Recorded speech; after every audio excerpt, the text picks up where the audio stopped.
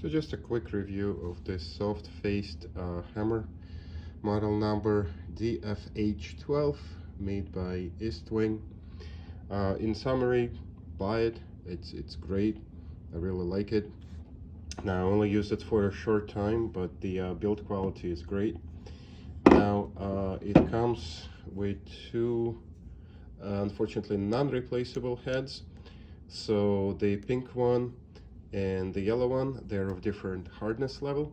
There is a system to measure hardness of surfaces.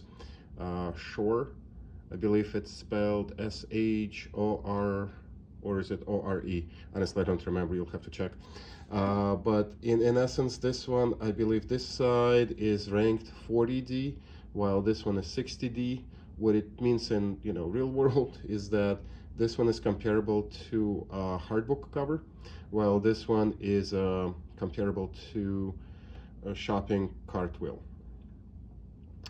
So let's see, what do I like about it? Well, it's well made, it's well painted, everything is fitted nicely. There is wedge going this way.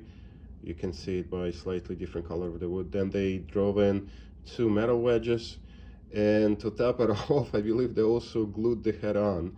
So this is definitely an overkill, but it's still nice to have. The heads unfortunately are not replaceable, but I can understand why. The whole hammer is about 17 bucks, and I'm guessing for them to offer these for sale, with shipping and handling and processing and storing them in the warehouse, it's probably just simply not worth it to them.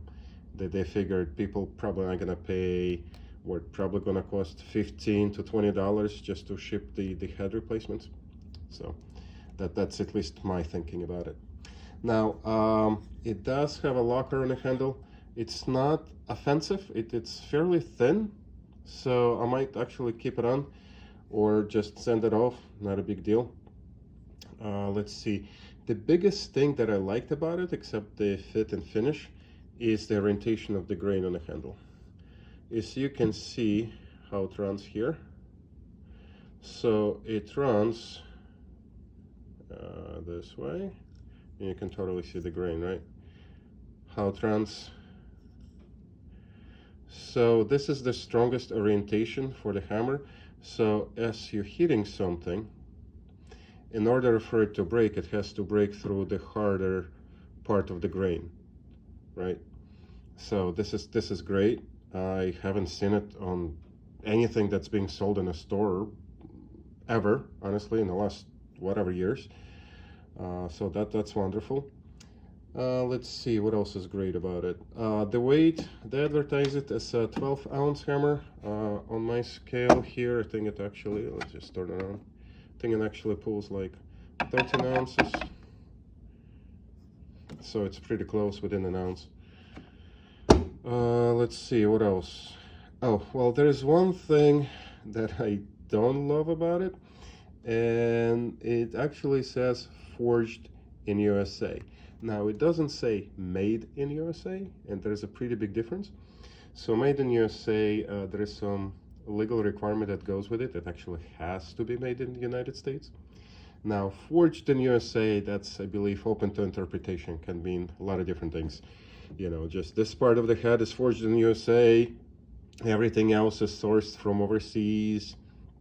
I mean, shoot, it could mean that, the Estwing company was forged in the USA as the company itself, but the whole hammer is made God knows where. So that bothered me a little bit, because the origin is a little unclear to me. Now, having said that, again, the fit and finish and the way it's made is great. You can see this swell in the handle. So, some people like it, some don't, but I rather have it than not have it, because, if I have it, I can always file it down.